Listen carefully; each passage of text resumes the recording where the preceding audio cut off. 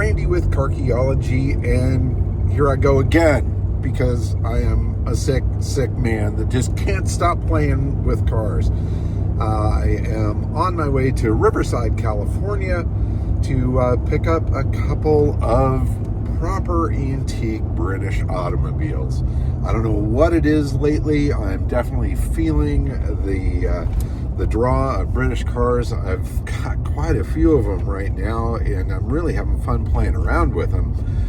One in particular that I've just had so much fun with has been the 1925 Austin 7. That little touring car is an absolute hoot. I love looking at it. I love driving it. I love starting it and hearing it pitter-putt and go. It is just a hilarious little car. And the two cars that I'm going after today are newer versions of that same vehicle. So follow along. It should be fun. I'm going to stop and pick up Sebastien and a good friend of his from France, Brice. And the three of us are going to go up there and try to wrestle these two little cars into my big trailer, see if they'll fit, and then drag them on back to the lab. So let's go. It's time for car hunting. And that they're both the same color is super cool, yeah, too. Nice. Hey. Hello, how are you? Good, Carlos.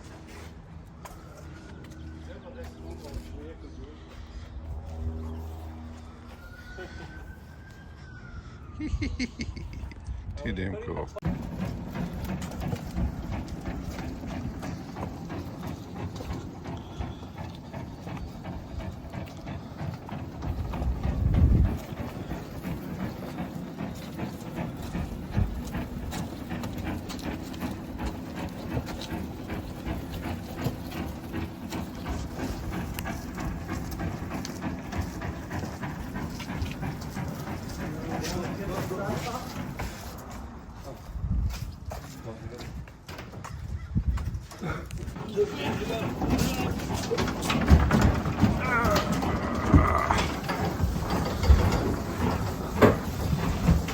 All right, hang on for a sec. Wait.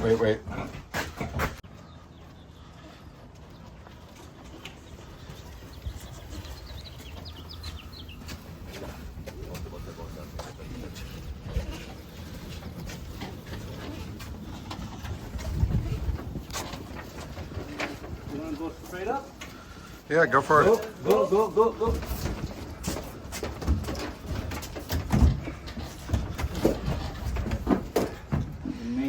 Yeah, plenty of room.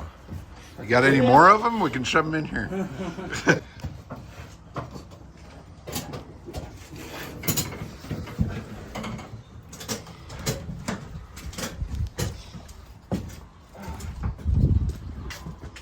Go for it.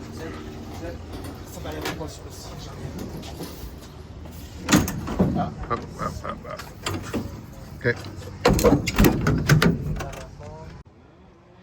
Okay, both of them have made it on the trip from Riverside down to Temecula, and I'm over here at Seb's, and I think we're going to try to fire this thing up just to see if there's any chance of getting it running straight out of storage. But what a cute little machine, both of them. Super fun. And it's nice to have a trailer big enough that you can put two cars in it, even though they're small.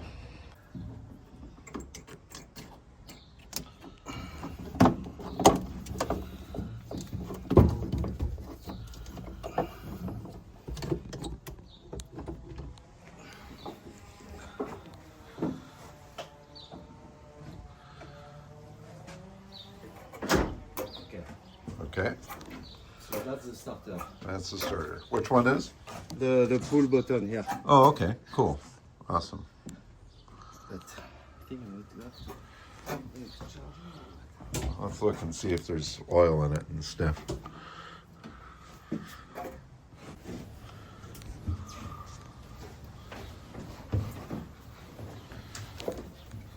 got power at the battery, right? Just nothing up here. Yeah, I know, but I had something. Oh, that's our starter. Yeah, that's the starter. You can operate it from there. See? Right. That is spinning, but now we have power the coil. This is all positive.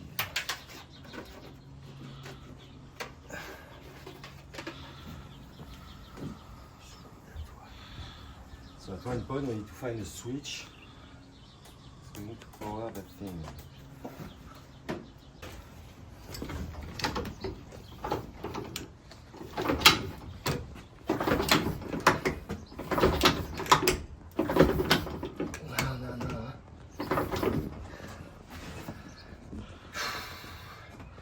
See if we're getting any spark at the plugs, I guess, maybe? Yeah.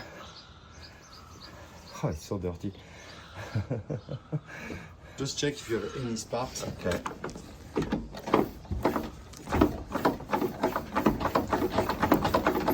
Nothing's jumping here, but it may not do that from that far.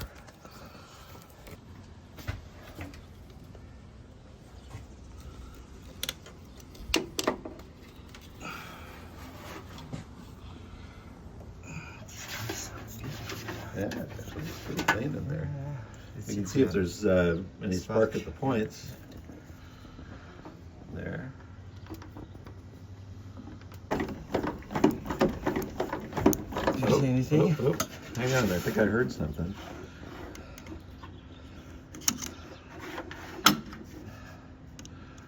All right, crank it again. No, nothing. Oh, they were not opening. If they are not opening at all. Oh yeah, there's you spark. see the spark? Yeah. Yeah, we have spark now. Yeah, spark. Nice. Perfect. All right, that's a good start.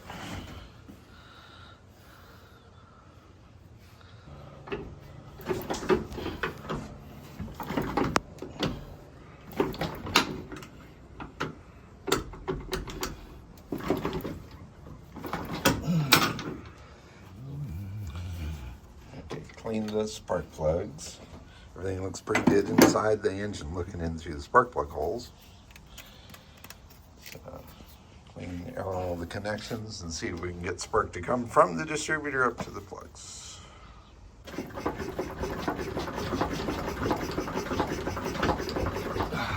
Nothing. Nothing. We have sparks and everything. I don't think the timing is much more. You know, there's that. Right. Well, I think you would still even hear it pop, even if that was off a little. Yeah. There is absolutely nothing. Almost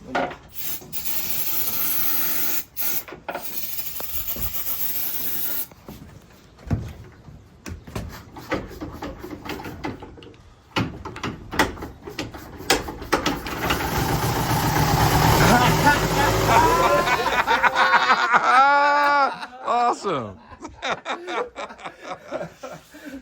All right.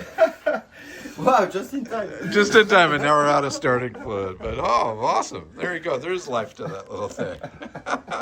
I didn't expect it. No. That's awesome. Let's see if the brake fluid, if it's doing anything. Maybe. Okay. One of the things I really love about these cars is that they are extremely simple and they're extremely small. Compare it to the 34 Packard that's sitting next to it, and you can see what I'm talking about. This thing takes up an immense amount of wheel estate here in the garage, where I can get two of these Austins in the same spot. But it does bring about a really interesting comparison. Now, these two cars are basically the same age. This is 1934 versus 1933, America versus England. You can certainly see the differences going on there. Now, styling, of course, all of the era fairly similar. You've got the kind of sweeping fender going on there. You've got a nice little sedan back, much like that one as well. Obviously, this is a little two-door versus the four-door, and this was a very affordable car.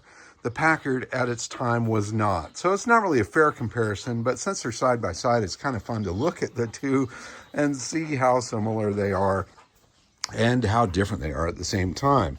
Now, this has a four-cylinder engine in it. I think it's roughly about 750 cc's.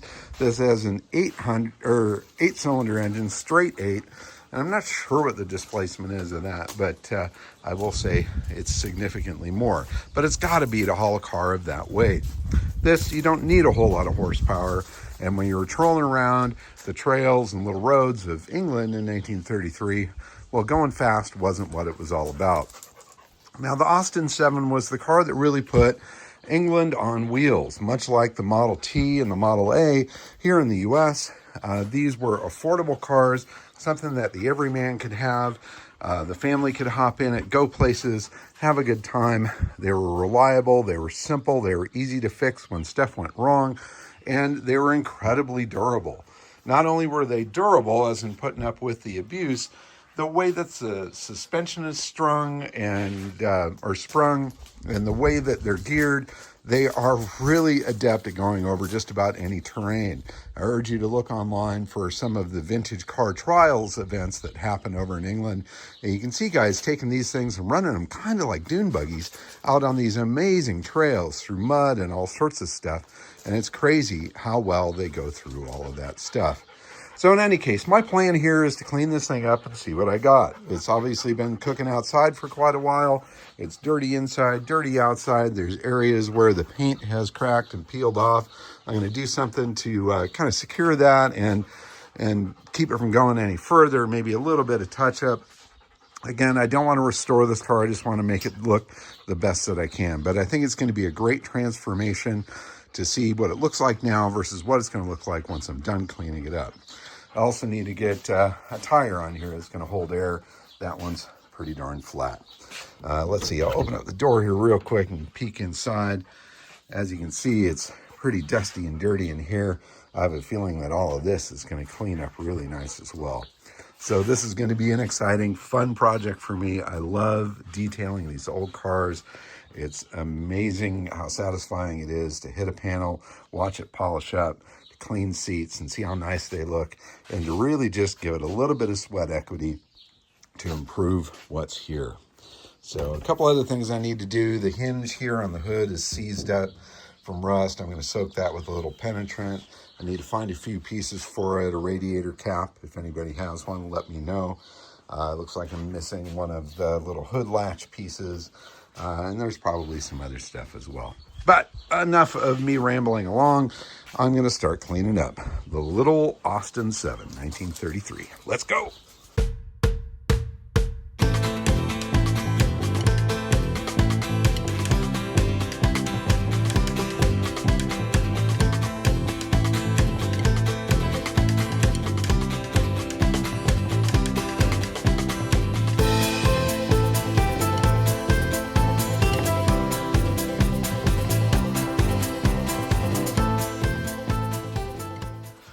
Okay, this is so satisfying. Obviously, I did a time lapse on the other side, but I want to show you up close this transformation. So I've got some of this new finish, once a year car polish. It's not the best stuff, but it's really good for cutting through some light junk. And on this in particular, man, you could just see immediately it cuts through that fuzz, that oxidization, and it is just polishing up. Amazing. Look at the difference in color between the part I hit and the part I didn't hit. I mean, it's just freaking nuts. The finish feels pretty smooth, I will say that. I mean, there's definitely some fallout and junk on the top surfaces. And, right now I'm just kind of going after it by hand just to see what it'll do. But if I come back here with the buffer and a series of compounds and stuff, I really think it's going to be even better. But, man, check that out. That is just so good. And here, let me wipe it off with something else here so you can see it now that that's dry.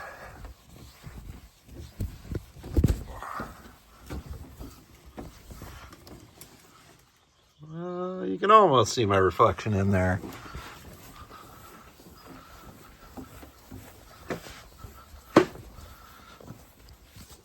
Awesome. Just good stuff. Big difference between there and there. I need to keep at it.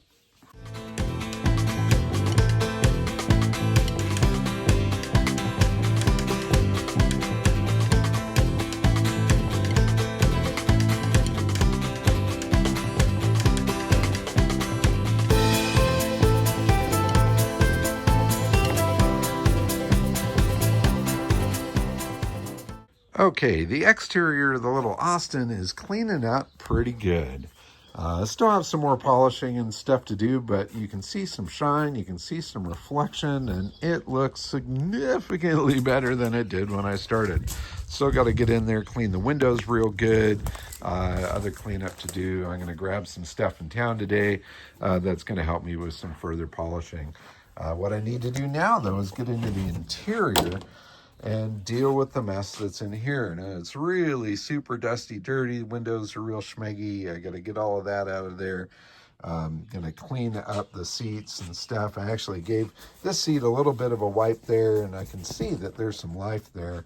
I think that interior is going to clean up really well, and I love the color.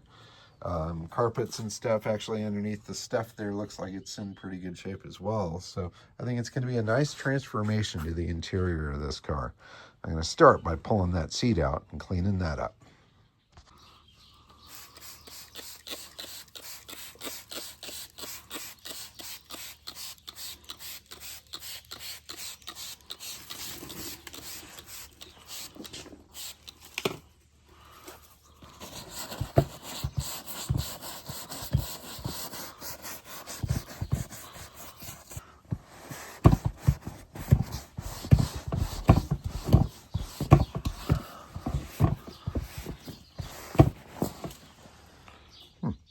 Not bad.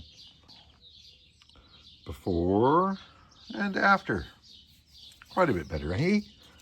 And still more that I can do. So here's a good before and after. Here's the seat bottom from the back seat of the Austin. And here's the driver's side front seat after cleanup. Now you can see the color, you can see the pattern, you can see everything there. It really, really looks awesome. It's got that great old British lounge chair look to it. And I can't wait for the whole interior to look that way. Just getting all that muck off of there. Awesome. So I just pulled out the seat bottom and then this panel that goes in there underneath that seat. And lo and behold, look at the size of that rat's nest. And there's definitely some rodent crap in here. In fact, I don't even know what that is there. That's a part of some sort of creature. In any case, time for all of that to vacate. I'm going to carefully get that stuff out of there and hopefully not get sick in the process. But yeah, it's going to be nice to clean this thing up. I imagine it'll smell better too. Okay, vacuumed out the floors there. It looks a bit better. I might get in here with some sort of shampoo and see if I can get the carpet to look even nicer. Now I'm going to go after the steering wheel here. I hate this bumpy, goofy cover on there. And looking in deep there, you can see that the cover for the like plastic over the original wood there is all cracking and coming off. Here on the spokes as well, this little sleeve here is shrinking up and cracking. But I have a feeling if I pull all of that off of there that I can get down to kind of a natural wood rim there and the metal spokes, which I think will look a lot better than this does right now. It's pretty cruddy looking. So I'm going to grab a knife, cut that cover off, and see what sort of mess is underneath. All right, let's see here. Cut through those little strings.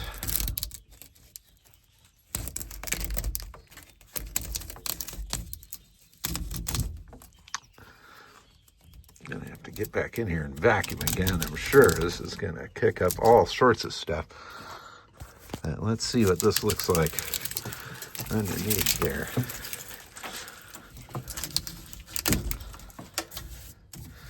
I don't know. I think that's kind of cool. Sorry for the shaky phone there, but I think once I get all of this off of there, I'm kind of down to a cool looking knurled rim there. And I think a little treatment with something there will look pretty nice. I think if I get this plastic off of here and get down to that metal spoke, I think that'll look pretty nice as well. And it'll be significantly more comfortable in driving it. This plastic is kind of rough.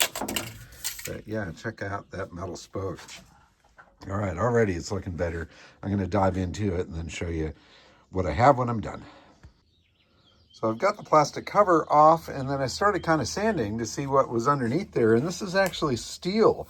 I thought it was wood when I pulled that off of there because I saw the kind of rust color, but it was indeed a little bit of surface rust. So What's kind of fun about this is, well, it's neat. It's metal, but obviously I don't want to leave it bare metal. That's going to not only not look right, but it's also going to rust. The spokes here do appear to be aluminum, though, so those I might polish up a little bit, and then I'll probably pull the wheel off, sand this all down, and then repaint the ring in a black, just so that it has a very consistent look to it. But I kind of like that. I mean, it's a pressed metal steering wheel. It's got these cool little finger bumps in there. I totally dig that. And I think that's going to look really nice in there. The steering wheel is such a focal point in the interior of a car, much like the wheels are on the exterior of a car. I think it's really important when you're cleaning something up or restoring something or working on anything that you make the windows nice and clear and you make the steering wheel look right. And gauges looking clean as well. So I'm going to get in there and do that. But that's going to be a nice transformation there. I can't wait to show you that wheel all cleaned up and painted. So I've taken some super fine steel wool and kind of polished up the chrome on the rings around the gauges, on this little map light here. I found the pieces of the switch that were missing over there, and I put those back in place. I don't know how well they're going to stay, but I've also done some work on the steering wheel. Polished up the aluminum spokes with the same super fine steel wool, got down in here and cleaned up the center and the nut and everything, and it looks totally awesome. I sanded down the exterior part of the rim, which I previously said was metal, which it is. And then I coated it with just like a really nice brushed on Rust-Oleum paint. So I'm going to let that cure real nice. It's a satin finish, so it's not a super high gloss. Let that dry real nice, and it looks so much better. I mean, it really looks beautiful now, and you get pulled into the shininess of the hub there, the controls on the wheel and stuff. I mean, it's really, really looking awesome. The upholstery in the back is cleaned up really nice. Headliner, I'm not sure what I'm going to do with that. It's I think it's a material that might be really difficult to clean without getting water spotting or staining or anything, so I may just leave that alone. But super stoked with the way that the interior is coming out. I'm going to reinstall the driver's seat here shortly.